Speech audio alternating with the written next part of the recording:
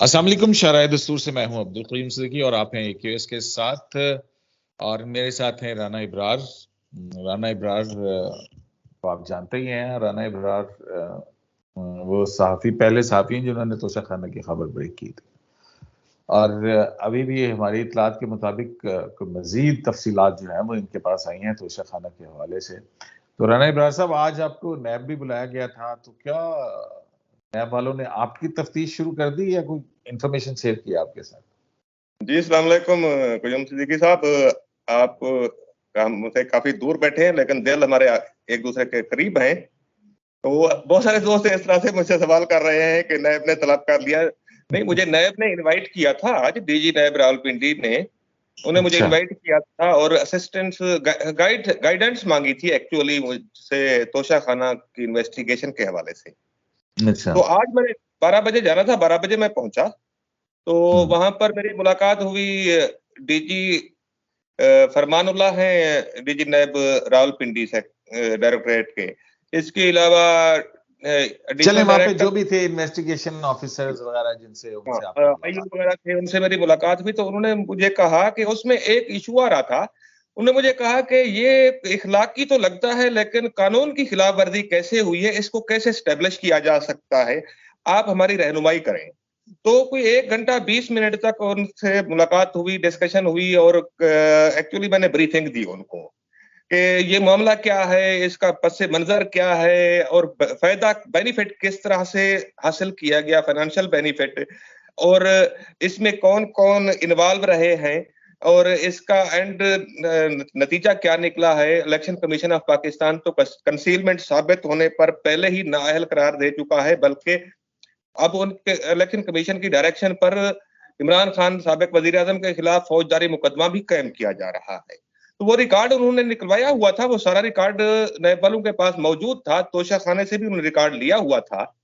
तो उसमें ये चीज डिस्कशन में आई कि एक प्लानिंग की गई फाइनेंशियल बेनिफिट हासिल करने के लिए, और एक रूल की कमजोरी का फायदा उठाया गया कि उसमें जो होती है, जब कोई तोहफा रिटेन करना चाहता है तो प्राइस असेसमेंट होती है, तो वो अंडर प्राइसिंग करवाई गई। डिप्टी सेक्रेटरी इंचार्ज तोशा खाना ने अंडर प्राइसिंग की, और अंडर प्राइसिंग करने के बाद इस हद तक अंडर प्राइसिंग हुई है कि मिसाल के तौर पर किसी चीज की कीमत 1 करोड़ रुपए है मार्केट में अगर, तो उसकी कीमत 15 लाख रुपए असेस की गई, और इमरान खान की तरफ से 15 लाख का 20% पे किया गया, और वो चीज फिर मार्केट में पूरी कीमत के ऊपर बेच दी गई। इस तरीके से हुआ है, और जो पैसे इमरान खान ने पे किए हैं, इमरान खान की तरफ से पे हुए हैं, वो इमरान खान के अकाउंट से पे नहीं हुए, बल्कि किसी दूसरे के अकाउंट से पे हुए जिसने तोहफा पहले ही खरीद लिया था रिटेन होने से पहले। तो ये एक ऐसी अरेंजमेंट। पता लगा किसका अकाउंट था वो एक बंदा नहीं है, मुख्तलिफ लोग हैं उसमें। जुल्फी बुखारी भी है, और ये सेनेटर है जो पीटीआई के जलसों में ज्यादा बोलता है, बड़ा ऊंचा ऊंचा बोलता है। उसका क्या नाम मुझे नहीं आता, क्या नाम है उसका। उसका भाई है खुर्रम, फैसल जावेद का। अच्छा, हाँ, इसके अलावा एक अल्ताफ नाम का बंदा है जो बनी गाला में पहले होता था, वो भी है, और भी कुछ लोग हैं। मतलब तोहफे तो एक बार तो नहीं आए ना, आते रहे, और सबको उसमें से जो है वो गंगा में बहती गंगा में कहते हैं हाथ धोने का मौका फराहम किया इमरान खान ने। तो कुछ नैब वालों के पास क्या तफसीलात थी, कितनी मालियत के तोशा खाना के तोहफे जो हैं वो इस तरह से अंडर इनवाइस करके या अंडर प्राइसिंग करके जो है वो किए गए? नैब वालों के पास ये तो अभी वो इनिशियल स्टेज पर है। अच्छा, तो मेरी असेसमेंट के मुताबिक, जो मेरी जाती असेसमेंट है उसके मुताबिक, ये 1 अरब रुपए का फाइनेंशियल बेनिफिट लिया है इमरान खान ने। ये लगभग अपना कैमरा थोड़ा सा एडजस्ट करें। आप बिल्कुल नीचे चले गए, कैमरा बहुत ऊपर आ गया, हेडरूम हाँ यहाँ पे रखें। अच्छा, तो ये कोई 1 अरब रुपए का फाइनेंशियल बेनिफिट हासिल किया है इमरान खान ने, और उनका 1 रुपया भी नहीं लगा है, ना हींग लगे ना फटकड़ी, और रंग चोखा है। ये वही मामला है कि 1 रुपए की इन्वेस्टमेंट नहीं है उनकी, और वो तोशकों का कारोबार करते रहे। 1 अरब रुपए के लगभग उन्होंने फाइनेंशियल बेनिफिट हासिल किया। अब यूं है कि नए बलों, क्योंकि वो तो मुझसे रहनुमाई मांग रहे थे कि वारदात किस तरीके से हुई है, क्योंकि ये जो व्हाइट कलर क्राइम होते हैं या फाइनेंशियल क्राइम होते हैं, ये बहुत पेचीदा होते हैं। इनको पहले तो क्राइम साबित करना एक मुश्किल काम होता है, उसके बाद लोगों को फिक्स किया जा सकता है ना। तो ये मैं मतलब है कि इस तरीके से मैंने उनको गाइड किया, तो वो मेरी बात से मुतमईन हुए। और उसके बाद फिर ये हुआ कि उन्होंने जो रिकॉर्ड हासिल किया हुआ है उस पर उन्होंने मुझसे राय ली, तो उसमें काफी होशरुबा इंकशाफात हुए हैं कि जो 3 घड़ियां हैं, एक ग्राफ की घड़ी है और 2 रोलेक्स की घड़ियां हैं, इसकी जो है फाइल में एक अप्रेजमेंट के नाम से एक कागज फाइल का हिस्सा बनाया गया। तो अच्छा, उसमें मजे की बात यह है कि नैब के अफसरान मुतमईन होकर बैठे थे कि ये अप्रेजमेंट है, लेकिन जब मैंने देखी तो मैंने कहा ये अप्रेजमेंट ही नहीं है, ये तो जोक है, ये 2 नंबर ही है। वो सिद्दीकी साहब ऐसा है कि एक व्हाइट पेपर के ऊपर, और मैं भी इसलिए पहचान पाया कि क्योंकि मैं इकोनॉमी जर्नलिस्ट हूं, मैं तवील अरसे से एफबीआर की बीट कर रहा हूं, तो अप्रेजमेंट में जानता हूं कैसे होती है, उसका फॉर्मेट कैसे होता है। वहां पर एक व्हाइट पेपर के ऊपर बाल पॉइंट से लिखा गया है, ऊपर अप्रेजमेंट बाय एफबीआर अप्रेजर, नीचे अच्छा। लिखा गया है 1 रेस्ट वॉच ब्रैकेट में ग्राफ, और उसके आगे लिखा गया है प्राइस कैमरा ठीक है। 8, प्राइस लिखा गया है 8 करोड़ समथिंग था, वो फिगर मुझे पूरा याद नहीं रहा। और सेम टू सेम जो इलेक्शन कमीशन में डॉक्यूमेंट जमा हुआ ना, अटैच डॉक्यूमेंट के तौर पर, उसमें जो प्राइस दर्ज थी वही की वही प्राइस दर्ज है। अच्छा, नीचे मजे की बात है कि ना तो किसी का नाम लिखा हुआ है और ना सिग्नेचर है और ना ही डेट लिखी हुई है। एक सादा पर्ची के ऊपर अप्रेजमेंट हुई भी है। जी, पर्ची के ऊपर अप्रेजमेंट हुई है। इसी तरह लिखा गया है 1 रोलेक्स वॉच, आगे प्राइस लिखी गई है और कोई सिग्नेचर नहीं है। तो मैंने कहा सर ये ऐसा नहीं होता है, मैंने डीजी नैब को कहा ऐसा नहीं होता है।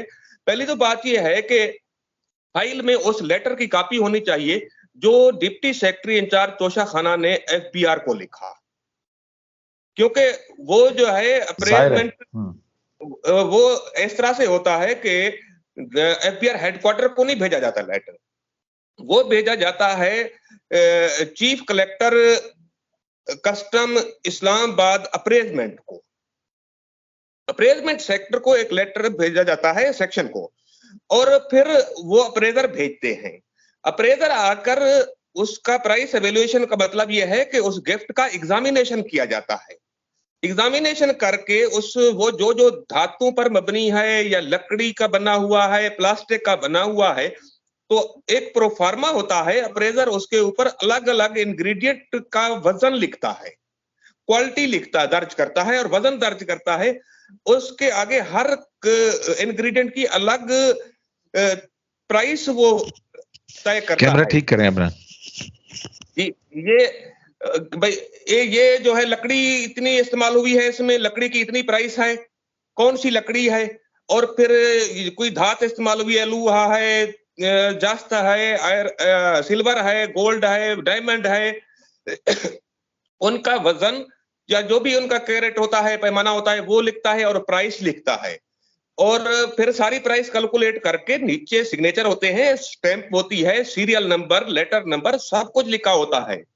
क्योंकि मैंने खुद अप्रेजमेंट देखी है, तो मैंने उनको बताया कि सर ये अप्रेजमेंट नहीं है, ये जस्ट 2 नंबरी है। क्योंकि ऐसा हुआ कि मुझे एक बार पता चला था कि तोशा खाना का रिकॉर्ड तलब किया जा रहा है। तो आप जैसे एक दोस्त ने उसी दिन मुझसे इंटरव्यू मांगा, तो मैंने इंटरव्यू देते हुए ये खबर ब्रेक कर दी थी और उसके ऊपर फिर ये खानापुरी की गई, फाइल का पेट भरा गया और ये नकली अप्रेजमेंट जो है ना, 2 नंबरी की अप्रेजमेंट फाइल में का हिस्सा बना दी गई। तो फिर ये हुआ कि मुझसे डीजी नैब ने पूछा कि अब इसको हम कैसे वेरीफाई करवाएं। तो मैंने कहा उसका तरीकाकार यह है कि स्टेट बैंक में एक सेक्शन है जो तहरीर की शनाख्त करता है, क्योंकि मुझे नहीं लगता ये एफबीआर से आया है कागज बल्कि मुझे लगता है कि ये डिप्टी सेक्रेटरी कैबिनेट डिवीजन ने खुद ही कोई फनकारी की है, तो वो तहरीर की शनाख्त हो सकती नहीं, है। वो तो बहुत आसान सा काम है कि उस वक्त डिप्टी सेक्रेटरी कौन था और जाहिर है कोई ऑथराइज ऑफिसर ही होगा जो कि अप्रेजमेंट के लिए लेटर लिखता है, उसका एक तरीकाकार होगा, किसकी अथॉरिटी थी, उसको बुला के पूछा जा सकता है कि हाँ जनाब ये कैसे आपने किया। हाँ, उसको भी पूछा जा सकता है बिल्कुल, लेकिन उन्होंने एग्री किया है कि वो स्टेट बैंक को भिजवाएंगे तहरीर की शनाख्त के लिए भी, और केमिकल एग्जामिनेशन होगा उस तहरीर का, और पता चल जाएगा कौन सी डेट को ये तहरीर लिखी गई है। अच्छा ये बात हो गई ये कि साबित हो जाएगा, मतलब है कि तोहफे जो है वो मनमानी कीमतों के ऊपर वो खुद ही एक कागज के ऊपर लगाए, उसका 15 या 10% जितना भी था वो अदा किया और मालियत का तोहफा अपने पास रख लिया। पैसे किसके आए कुछ नहीं पता, किसी और के अकाउंट से आए, गया किसी और को, लेकिन उसका प्रॉफिट जो है वो कहाँ गया फिर? जी, प्रॉफिट इमरान खान के पास गया और लोगों को भी शेयर मिला है, जिन्होंने चेक दिया, जिनके अकाउंट से पैसों की ट्रांजैक्शन हुई। कैमरा ठीक कर लें, बहुत वो थोड़ा सा ऊपर करें इसको, हाँ ये यहाँ पे रखें जी, तो उनको भी शेयर मिला है, वो भी बेनिफिशियरी हैं। तो इसके अलावा ये है कि नैब ने इस बात पर एग्री किया कि जो मल्टीनेशनल कंपनियों के प्रोडक्ट हैं जो गिफ्ट है उनको, वो 5-6 हैं। कितनी मालियत के? सबसे महंगे तो वही है ना कि ग्राफ की जो घड़ी है वो सबसे महंगी है, और इसके अलावा रोलेक्स की 2 घड़ियां हैं, 2 पेन हैं, राइट एंड पेन, वो भी मल्टीनेशनल कंपनियों की प्रोडक्ट्स हैं, और जो 2 अंगूठियां हैं, वैसे अंगूठियां ज्यादा हैं, 2 अंगूठियां हैं सोने की, वो भी कंपनी प्रोडक्ट्स हैं। तो उन कंपनियों को नैब खत लिखेगा और उनसे जो उनको रीसेल किया गया वापस, तो उसकी तफसील मांगी जाएगी और पता लग जाएगा कि किसने ग्राफ की घड़ी बेची है दुबई के शोरूम पर जाकर, कितने की बेची गई और उसकी डिस्क्रिप्शन स्पेसिफिकेशन क्या थी, किसके अकाउंट में, क्योंकि वो चेक देते हैं, वो कैश नहीं देते, तो किसके अकाउंट में वो पैसे गए और पाकिस्तान में कैसे आए हैं, क्योंकि इसमें मनी लॉन्ड्रिंग की क्लासेस भी इन्वॉल्व हो रही है कि वो पैसे पाकिस्तान में कैसे आए और इमरान खान को कैसे मिले हैं। तो ये सारे जो हैंडलर हैं वो भी पकड़े जाएंगे और आखिरकार इमरान खान के गिर्द भी घेरा तांग होगा। अच्छा, तो ये अभी एक मरीम नवाज ने प्रेस कॉन्फ्रेंस की थी कि शायद वो कोई जेवरात जो थे ग्राफ के ही शायद जेवरात हैं, कोई 22 करोड़ पर मालियत के या कितने के, उसकी क्या तफसीलात हैं, कुछ पता लगी? नहीं, वो जेवरात यूं है कि वो टेलर मेड घड़ी है ग्राफ की, जो मरीम नवाज साहिबा ने कहा है, क्योंकि वो ज्यादा इस मामले को उन्होंने चेक नहीं किया है, इसलिए वो जेवरात कह गई हैं। वो डायमंड वॉच को असल में जेवरात कहा उन्होंने। वो जो उस घड़ी है ग्राफ कंपनी की, उसका डायल हीरे का है, तो इसलिए वो उसको ऑर्नामेंट कह गई है, लेकिन वो घड़ी है दरअसल ग्राफ की। इसके अलावा अंगूठियां जो हैं वो तो अलग है, अंगूठियां तो जेवरात हैं, और कुछ मतलब कफ लिंक्स हो गए और चीजें इस तरह की जो कि ऑर्नामेंट में आती हैं वो भी हैं। तो इसमें क्या अब नैब कर क्या रहा है? अभी इन्वेस्टिगेशन की स्टेज के ऊपर, इंक्वायरी स्टेज के ऊपर कोई कंप्लेंट है, क्या है, मतलब किस तरह से? क्योंकि नैब का भी तो अपना एक तरीका कार है ना जी। नहीं, ऐसा है कि सिद्दीकी साहब कंप्लेंट नहीं है, बल्कि जो मेरे इंटरव्यूज हैं जियो के ऊपर, गवर्नमेंट ने भेजा उनको ये मामला? नहीं, उन्होंने टेकअप किया है, उन्होंने टेकअप किया। हाँ, वो जो जियो के ऊपर दुनिया न्यूज पर जो मेरे इंटरव्यूज हैं उनको इकट्ठा किया उन्होंने, और उनको एग्जामिन करने के बाद उन्होंने फैसला किया कि इसकी इन्वेस्टिगेशन होनी चाहिए, और इसीलिए मुझे उन्होंने बुलाया था कि आप गाइड करो। और आगे आप देखेंगे बड़ी खबरें आएंगी चंद दिनों के अंदर। मैं क्योंकि कुछ चीजें नहीं बता सकता, क्योंकि असल में यूं है ना कि वो अगर मैं बता दूं आज, अगर मैं आज बता दूं ना, तो आगे नैब की जो है ना सक्सेस के ऊपर प्रॉब्लम हो सकता है, इसलिए वो चीजें मैं नहीं बता सकता कि सिचुएशन चेंज हो जाए नैब के एक्शन से पहले। तो वो चीजें, ये कोई चंद दिन लगेंगे इसमें कि बड़ी खबरें बड़े एक्शन की सामने आएंगी, और यकीनन कुछ गिरफ्तारियां भी होंगी, और मैं आपको बता दूं कि ये केस वैसा नहीं होगा जो Shahzad Akbar daily press conference किया करता था। ये केस इस तरीके से इन्वेस्टिगेट हो रहा है कि ये साबित भी हो जाएगा, जैसा कि इलेक्शन कमीशन में साबित हुआ है। ये नहीं होगा कि जमानत हो गई जी और केस खत्म हो गया, एक्विट हो गए, फला हो गया, ऐसा नहीं होगा। ये जो है इमरान खान को उस वक्त गिरफ्तार किया जाएगा जब फंदा तैयार हो चुका होगा और वो फिर निकल नहीं पाएगा। नहीं, देखें, बात यह है कि अगर कोई क्रिमिनल एक्ट है तो उसके ऊपर तो कार्रवाई होनी चाहिए, इन्वेस्टिगेशन होके, और फिर लेकिन अगर क्रिमिनल एक्ट नहीं है कानून के अंदर तो गलत तौर के ऊपर किसी को गिरफ्तार करना भी गलत बात है। तो बात तो यही है ना कि पूरी इन्वेस्टिगेशन तहकीकात के बाद ये बात सामने आए कि हाँ वाकई इसके अंदर कोई जुर्म जो है वो कमिट हुआ है और वो हमारे कानून के मुताबिक उसकी सजा है, फिर तो गिरफ्तारी, और अगर उसमें गिरफ्तारी बनती हो तो गिरफ्तारी होनी चाहिए। अदरवाइज तो मेरा ख्याल है कि ये फाशिस्ट रवैयों ही को के खिलाफ तो राना साहब आपकी सारी स्ट्रगल है। नहीं, इसका देखें, हुकूमत की पॉलिसी से कोई ताल्लुक नहीं है। ये नैब ने जितने भी मेरे इंटरव्यूज थे टीवी चैनलों के ऊपर, उनको एग्जामिन किया है और फिर नैब इस नतीजे पर पहुंचा है इसकी इन्वेस्टिगेशन होनी चाहिए। ठीक है, अब तो अभी तो इंक्वायरी स्टेज के ऊपर होगा, हाँ, इंक्वायरी के बाद हाँ, जो है वो इन्वेस्टिगेशन ऑथराइज होगी। तो मैं यही कह रहा था कि ऐसी कोई गिरफ्तारी नहीं होगी जिसका के ऊपर सियासी तासुर जाए, और इमरान खान के ऊपर भी उस वक्त हाथ डाला जाएगा जब नैब अपनी तमाम तर इन्वेस्टिगेशन मुकम्मल कर चुका होगा और केस राइप हो चुका होगा, और इसके अंदर ऐसे ऐसे सबूत मौजूद हैं कि क्रिमिनल एक्टिविटी प्रूफ हो रही है। जब आप अपनी अथॉरिटी को यूज करते हुए फाइनेंशियल बेनिफिट लेते हैं तो नैब एक्ट का सेक्शन 4 लागू होता है और उसके तहत ही ये सारी कार्रवाई हो रही है। ठीक है, तो कुछ अंदाजा कि कब तक की कार्रवाई मुकम्मल हो जाएगी? कार्रवाई मुकम्मल होने में अभी तो कुछ एक्शन होंगे इमीडिएटली, तो फिर उसको जो है ना मजीद एग्जामिन किया जाएगा। मेरे ख्याल में जो है ये 3 महीने के अंदर कंक्लूड हो जाएगा, ये 3 महीने मेरा अंदाजा है। हाँ, अच्छा। क्योंकि साहब जरा कॉरस्पॉन्डेंटशिप होगी कंपनियों के साथ, उनको खतूत भेजे जाएंगे बाहर, उनका जवाब आने का इंतजार किया जाएगा, तो इसमें कुछ टाइम लग सकता है। इस तरह की बहुत सारी चीजें होती हैं, तो तकरीबन 3 महीने लग ही जाएंगे। अच्छा, तो कुछ उन्होंने बताया कि इंक्वायरी शुरू कब की है? उन्होंने आपके बयान के बाद शुरू की है या अब कल की है, परसों की, किस पर की है? 1 हफ्ता हो गया है उन्होंने शुरू किया है। अच्छा, 1 हफ्ते के बाद? हाँ, 1 हफ्ता। ठीक हो गया। तो और आप सुनाएं कि शहर इस्लामाबाद की क्या खबरें हैं? हाँ, शहर इस्लामाबाद पुरसकून है।